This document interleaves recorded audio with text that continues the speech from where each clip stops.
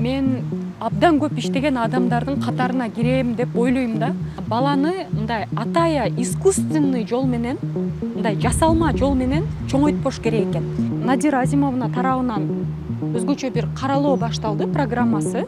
Кыргызстан көп учурларда биринчи иретте мамлекет өзү чет өлкөлүк агент деп саналып калышы мүмкүн. Биз ошондон коркушубуз керек. Чет өлкөлүк таасир деп туруп категорияга кирип, элдин ар кандай топтордун ортосунда уруш башталат. Мен мамлекетке иштеп берүүгө планымда бар. Кандай ролдо, кандай орунда, буга айырмачылыгы жок.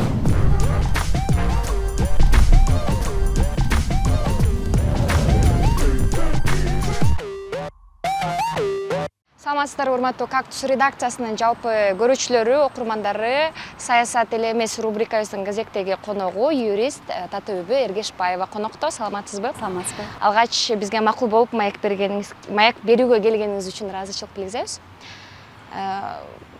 Алгач эле өзүңүз тууралуу айтып берсеңиз, Татыбүбү Эргешбаева ким, кандай чөйрөдө, кандай үй бүлөдө чоңойгон? Чоң рахмат Айза, Кактус редакциясына дагы. Мен өзүм Бүргөнд айылында, Нокен районунда туулгам. Ата-энем мамлекеттик ишкерлер болуп көп жыл иштешкен. Атам 25 жылдан көбүрөөк өкмөткө иштеди, апам 17 жылдан көбүрөөк мектепте мугалим болуп иштеди, университетте иштеди.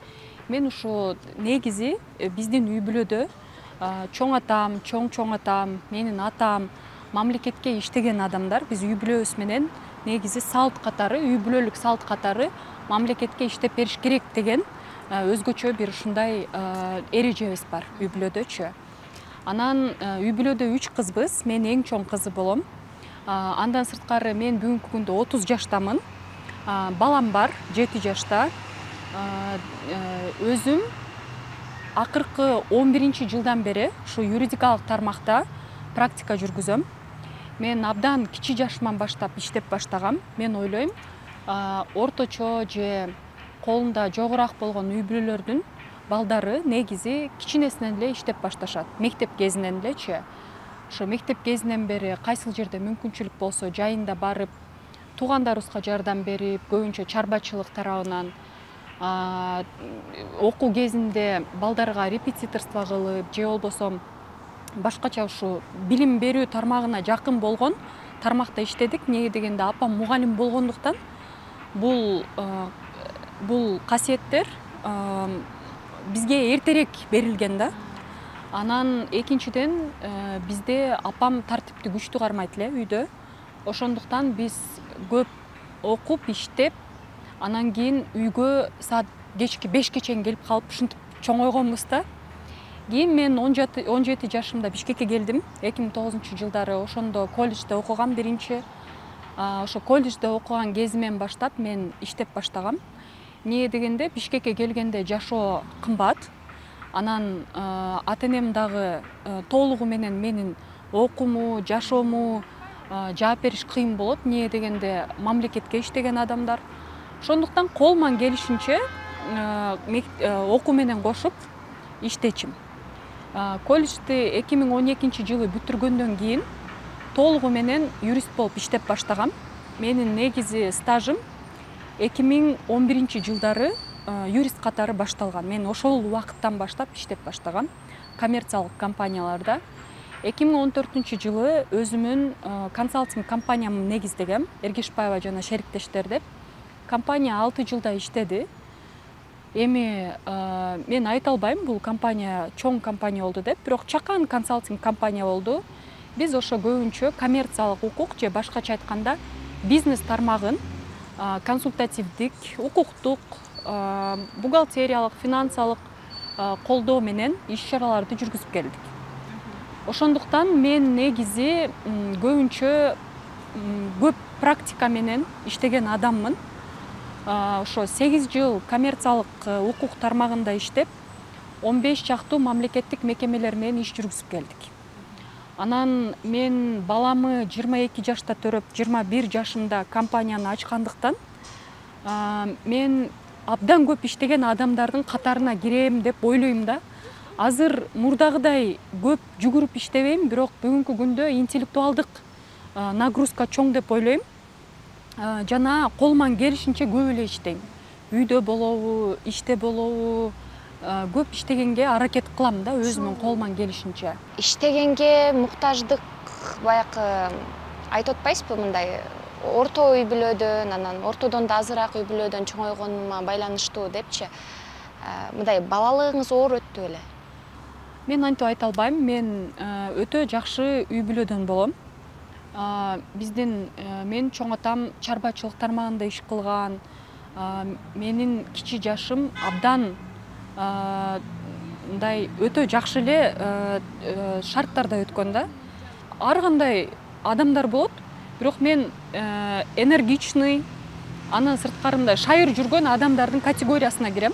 Демек, андай турмуштук муктаждыктан эмес, өзүңүз эле ошондой адамсыз. Ооба, ошондуктан мен мындай позитивдүү жашап, анан негизи мен философияма эс алууну, жумушту гармонияда алып жүрүш керек деп ойлойм. Ошондуктан мен көбүнчө ишмердүүлүгүмө активдүү алып барам. Анан мени эч ким милдеттүү түрдө ошол нерсени кыл деп айтпайт. Мен өзүм эле дисциплина менен жашаган адаммын. Ар бир үй бүлөдө улусу мындай күйүмдүү болот да. Кичүүлөрүнө жардам бере калыш керек, ата-энеге жардам бере калыш керек. Эми сиздин учурда бул жерде эркек бала дагы жок. Ата-энени мындай багыш керек, карыш керек, карышат алар дагы убага келгенде. Пенсияга чыгып калса керек ата-энеңиз. Мамлекеттик кызматта иштебейт да азыр. Балким ошондон балаңыз бар. Мен ойлойм, мага кимдир бирөө оорчулук кылат депчи. Ар бир адамдын тагдыры болот, пешенеге жазылган болот. Мен ушу тагдырга көп ишенген адаммын. Биз үй бүлөбүз менен Кудайга жакын адамбыз. Бүгүнкү күндө менин эми экс күйөөм деп койсо болот. Үй бүлөсү бар, жакшы жашашат. Ошондой учурда дагы биздин балабыз бар ортодон, анга жардам берип турат. Бизде жакшы достук мамиле бар. Негизи эрте күйөөгө тийүүдөн мен терс жерин көргөн жокмун. Жашоодо эң баланы мындай атая искусственный жол менен, мындай жасалма жол менен чоңойтпош керек экен. Милдет бар го, мындай милдеттенип. Аял киши үйдө отуруш керек, үйдө чоңойтуш керек. Эгерде аял киши өзү каалаган нерсени жасабаса, кандайдыр бир эркиндиги жок болсо, анда аялдын ичинде дисгармония болот. Ошонго карата балага дагы ошол энергия берилет. Мен өзүм эркиндикти сезип, өзүмө керектүү адам катары сезип, мындан ары дагы иш чараларды жүргүзүп атам да. Мен бактылуу айыммын. Ошондуктан мен жанымда жүргөн бала дагы өзүн жакшы сезет. Дисциплинаны сүйгөн мамлекеттик кызматкердин үй бүлөсүндө чоңойгон, мамлекеттик кызматта өзүн көргөн татууүбү, баягы бизде 2-3 жыл мурун болгон саясий маанилүү окуяларда көпчүлүктүн оюна каршы пикирлерин айткан кандай болду? Мен буга чейин коммерциялык укук тармагында иштегем. Ал жерде конфиденциалдуулук принцип бар болчу да. Ошондуктан көп учурларда мындай элге чыгып, коомчулук иштерди жасоого өзгөчө чектөөлөр бар болчу. Анан ковид болду. Мен акырындап иштерди азайтып баштадым. Анан бир учурда эксперттик тармакка өтөйүн деп чечим кабыл алдык. Бир гана мен эмес, бир топ коллегаларыбыз болуп, анан эксперттик тармакта ар кандай маселелерди карап иштеп баштадык. Ошо октябрь учурунда болгон абалда бул өзү менен өзү болгон нерсе. Атая бул нерсеге ооба эч ким даярданбаган. Мен эң башында публикада чыгып жаткан учурда мен өзүмө мисалы публикада кантип алып барууну дагы өтө жакшы билбечим. Башкаларга караганда мен көбүнчө эмоционалдуураак болчумун. Ал нерселерге барып үйрөндүм. Менчи мына бул 3-чү жыл кетип атпайбы? Эми үйрөндүм. Бирок бардык нерсе мындай өз жолу менен мен ал нерсеге даярданбай эле учурга учур кошулуп, өзү ушундай абалга алып келип атат да. Анан ошол мамлекеттик кызматкерлер, ата-энеңиз кандай кабыл алды бул критикаларды? Или же болбосо ошол учурдагы болгон маанилүү саясий окуяларга алардын көз карашы дагы сиздикиндей беле? Эч кандай деле ата-энем тараптан мага карата претензия дагы болгон эмес, өтө чоң колдоо дагы болгон эмес. Бүгүнкү күнгө чейин өзгөчө нейтралдуу мамиле бар. үйдөн улуссуз, үйдө 3 кыз, анан баягы бийлик тарапка болгон катуу сындар айтылганда коркпойбу? Эми азыркы биздин өлкөдөгү болуп аткан маселенин чоо жайын сиз юрист катары жакшы түшүнөсүз да? Эми ооба болот андай учурлар дагы. Көп учурларда мен апам көбүнчө айтып турат. Ар бир ата эне өз баласы үчүн жакшылыкты каалайт. Болгон учурларда көбүнчө апам мага эскертип турат.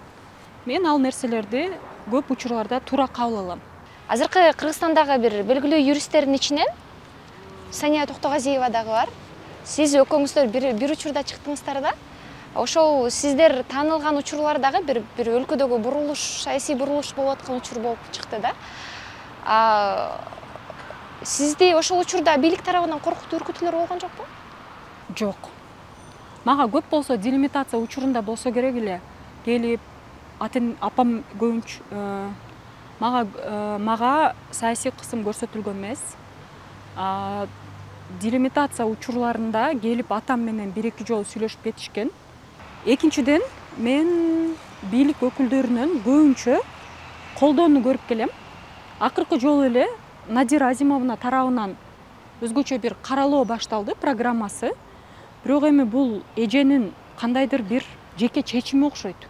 Эми ооба эже саясий тармакта иштеген адам, бирок ошонго карабастан бул эженин методикасы. Булга чейин эч ким мени саясий каралоо, саясий кысым көрсөтүлгөн эмес. Жакшы, баягы октябрь окуяларындагы позицияңызды сиз дагы деле карманасызбы? Ошол учурдагы айткан сындарыңызды? Азыркы учурда мисалы кырдаал өзгөрдү, саясий климат башка. Ошонго карабастан мен көптөгөн позицияларым сакталды бүгүнкү күнгө чейин. Октябрь окуясынан кийинки? Ооба. Бирок ошонго карабастан мен бир нерсени эскертип кетишим керек.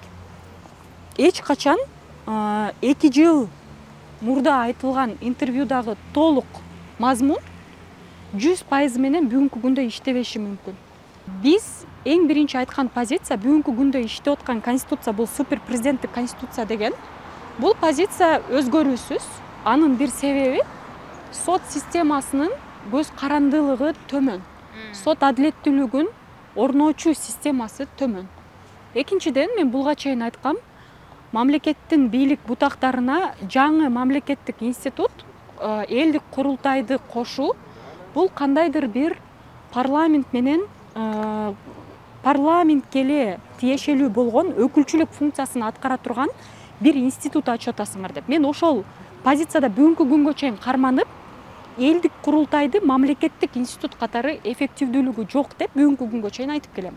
Азыркы биздин парламентарийлер боюнча пикириңиз кандай? Азыр алардын өзүн эркин алуусу, өзүнүн ойлорун эркин билдирүүсү мурункудан айырмаланабы?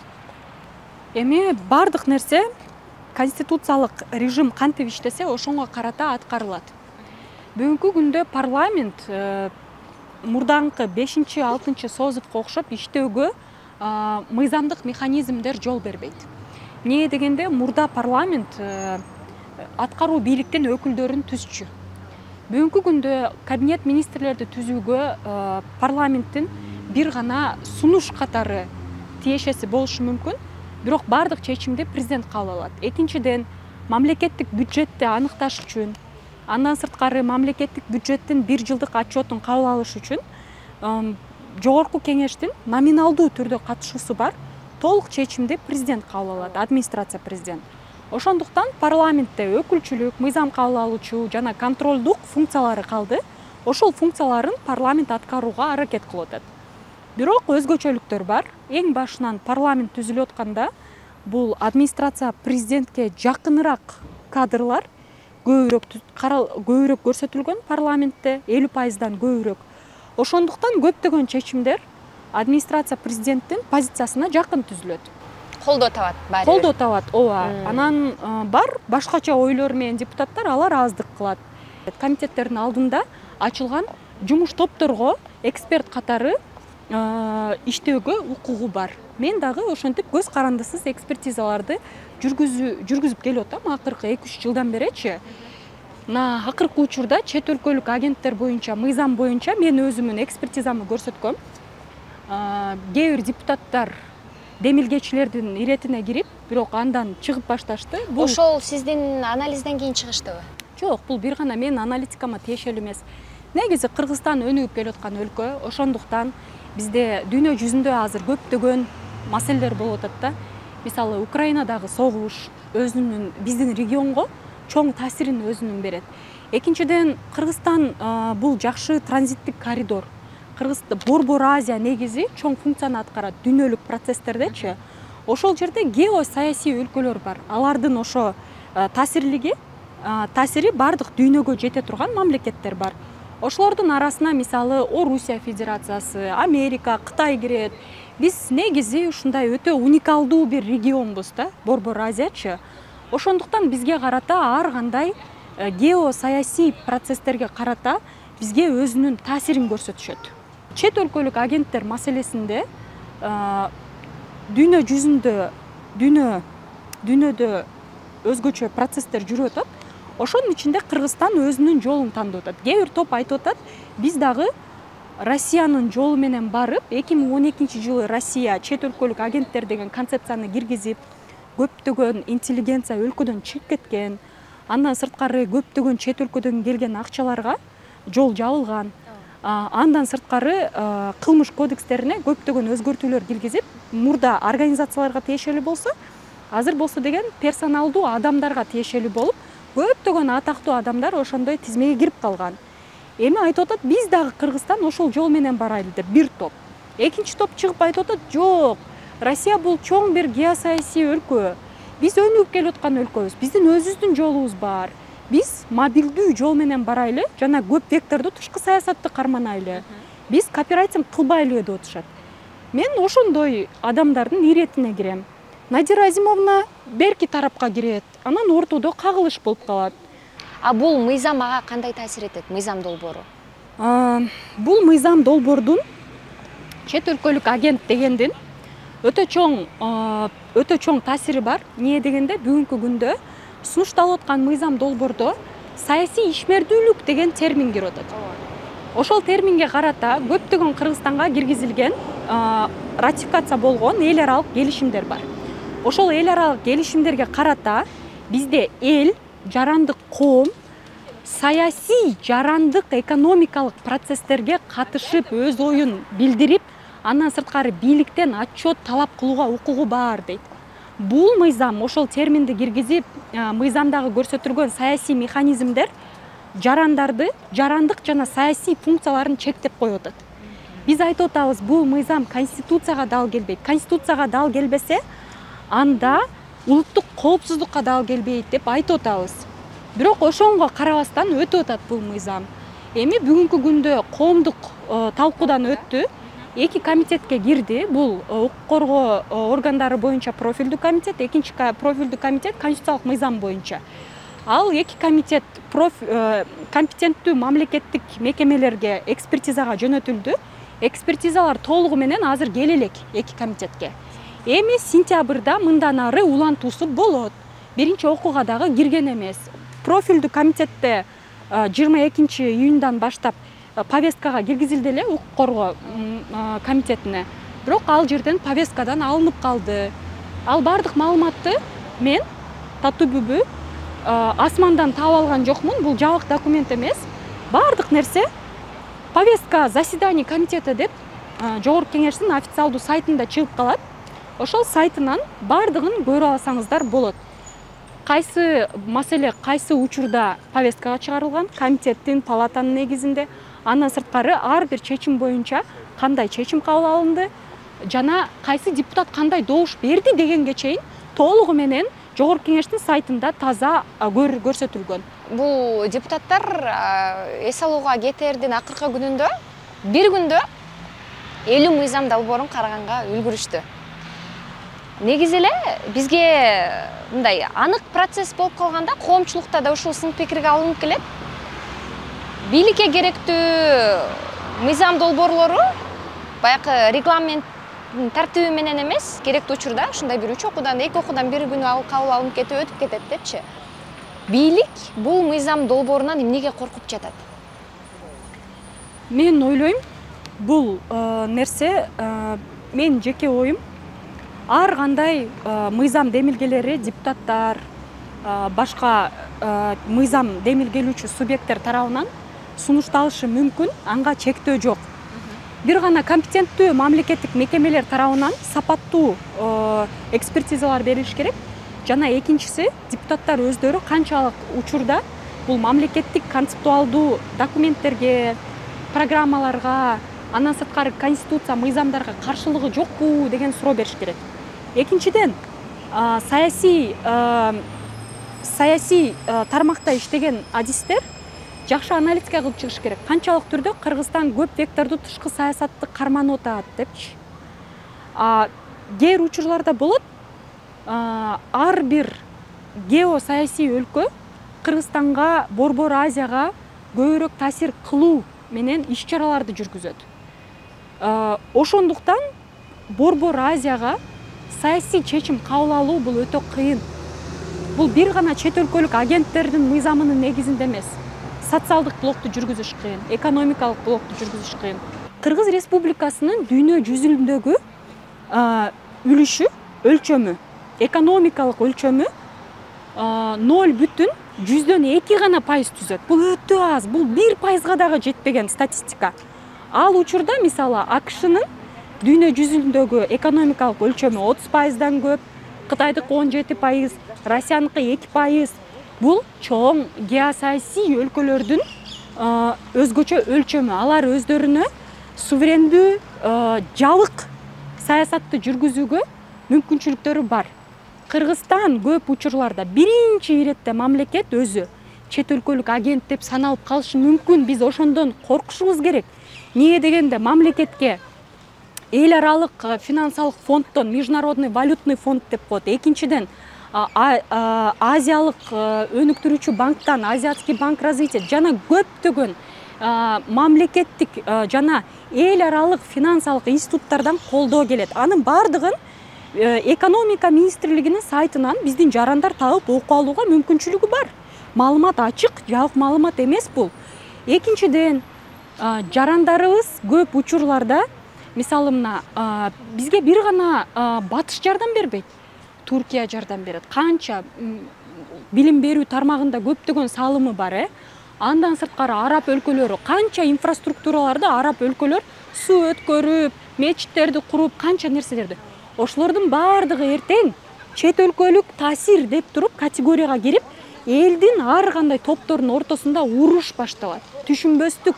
Эртең бийликке жакпаган бийлик өкүлү дагы керек болсо ошондой категорияга кирип баштайт.